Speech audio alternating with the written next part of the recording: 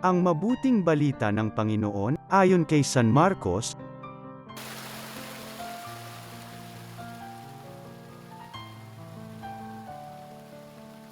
Noong panahong iyon, sinasabi ni Juan Bautista sa kanyang pangangaral, "Darating na kasunod ko ang isang makapangyarihan kaysa sa akin, ni hindi ako karapat-dapat magkalag ng tali ng kanyang mga panyapak.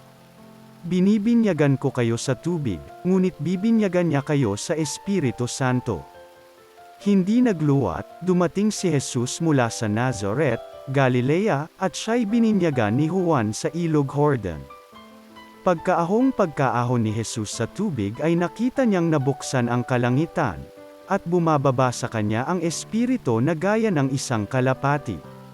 At isang tinig ang nagmula sa langit, "Ikaw ang minamahal kong anak, lubos kitang kinalulugdan." Ang mabuting balita ng Panginoon.